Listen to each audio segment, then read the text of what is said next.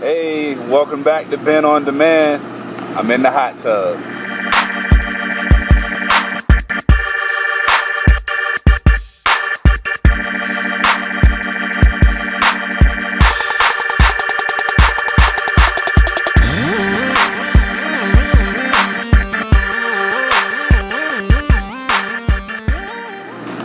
Alright, this is a new segment I like to call Hot Tub Crypto Talk. And I'll be covering a lot of different details about cryptocurrencies, some of my favorite altcoins, how to be safe in the crypto world. But this first episode, I'm going to be primarily speaking about security and making sure you're being safe with your cryptocurrency. A lot of people that follow me, they've heard of Bitcoin, they've heard of Ethereum and stuff like that.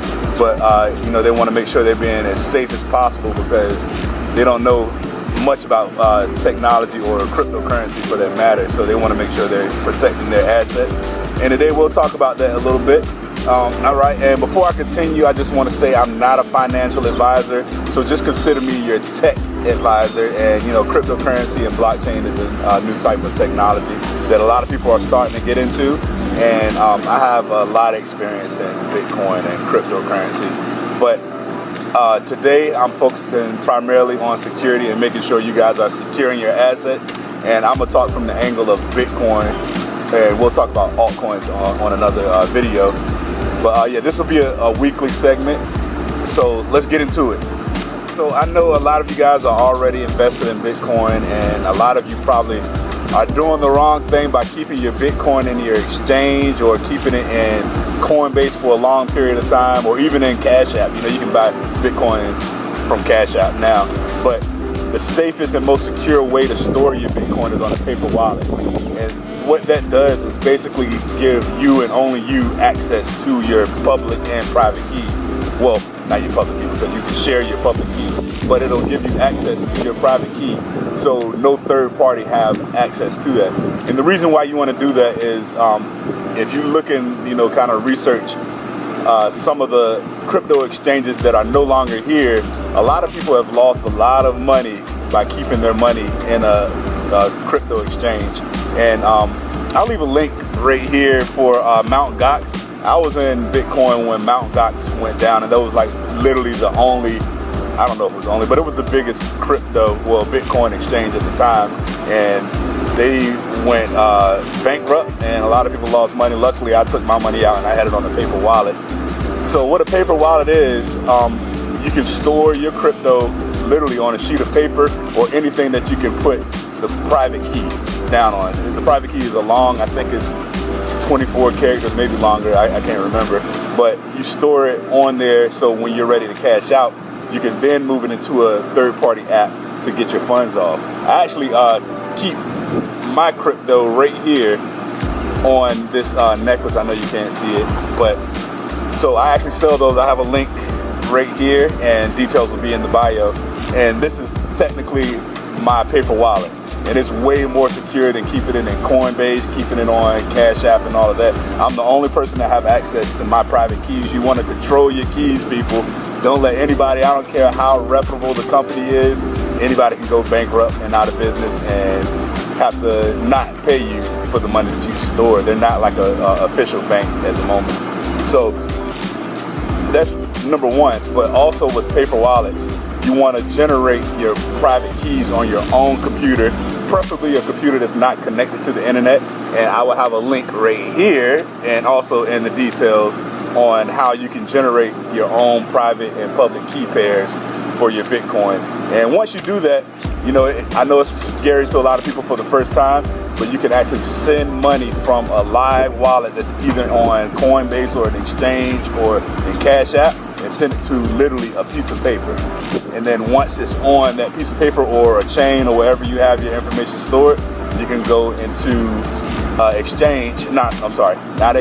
You can go into Bitcoin Explorer, look up your public address, and make sure the coins have reached your paper wallet. But yeah, you definitely want to be secure and make sure you're storing your coins correctly. Take a sip, 1 second.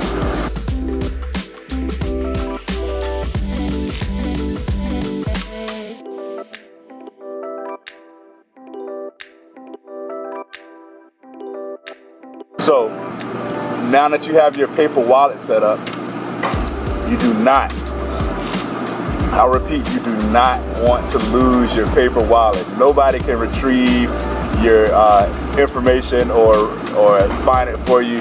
You're the only one that has a copy of your public and private key. And there's no program that exists that can regenerate your public and private key. That's why crypto is so secure, it's so strong, because there's no way to hack the key pairs. You know, it's two long keys that are mated together that create, you know, your Bitcoin wallet.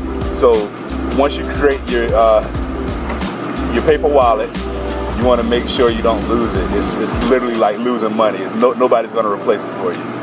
Okay. So now that you know how to create your paper wallet, the next thing that you definitely need to know is your private key is cool. You know, you definitely want to protect that with your life and make sure nobody have access to that.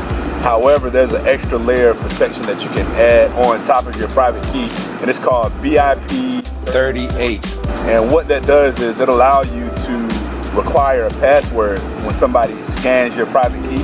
So not only would they need your private key, but they'll need the password that protects it in order to be scanned into another wallet. So anytime you're creating a paper wallet, it's a great idea to add that extra layer of protection, BIP 38. And I'll have all the details in the description, guys. I know this is kind of an advanced topic for some people, but that's a good layer of protection whenever you're creating a paper wallet. Because, for example, if I were to lose my chain or drop my chain or something like that, with my public and private key up there, anybody can scan this and steal my money. But if I have a BIP 38 encryption on it and they scan it and then it asks them for a password, good luck guessing the password, right? All right. So I know the next question that a lot of you are gonna have is, how do I get my money off of my paper wallet or my chain or whatever?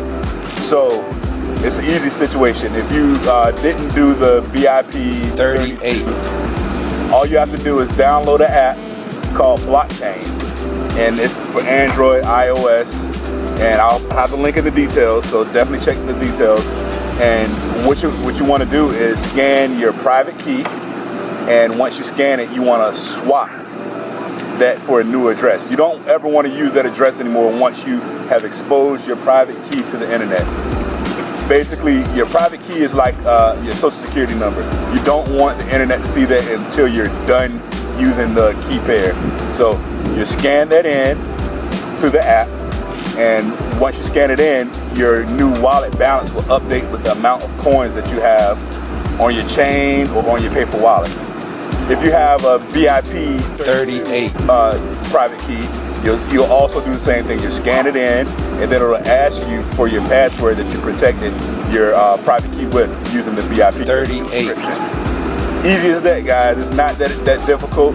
Make sure you secure your cryptocurrency. You definitely don't want to keep it in the exchange.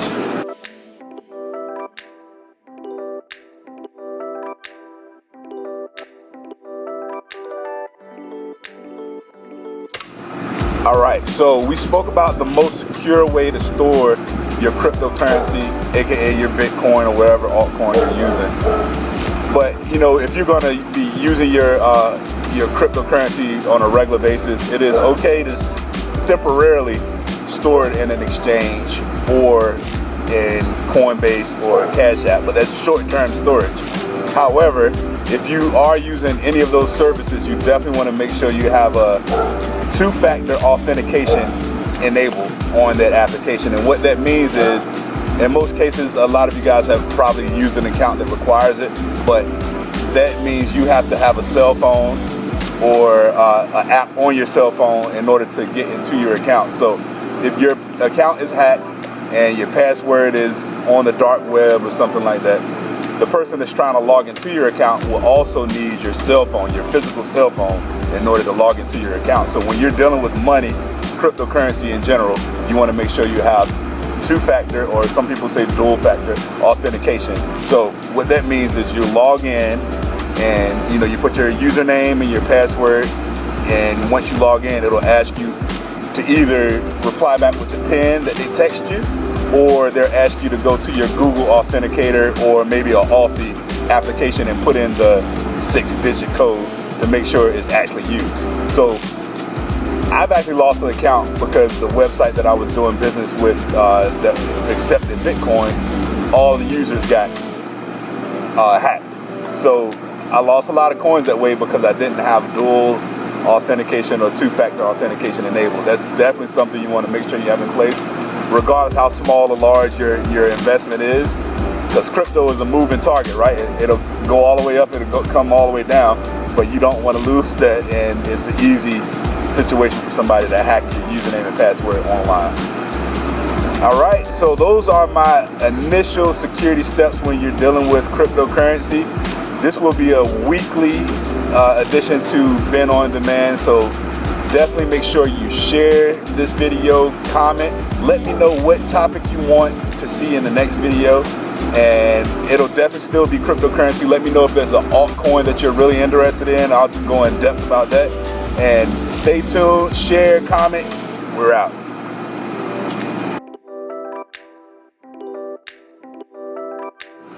All right, guys, I'm glad you made it to the end of this video.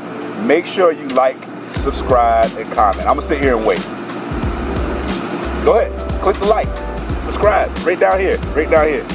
But also, all jokes aside, feel free to message me or send a comment with any questions. I know this is a topic that a lot of people are confused about. My mom is into cryptocurrency and she asked me a billion questions, so I've heard them all. So don't be ashamed. This is your money. I want to make sure you're being protected on the blockchain.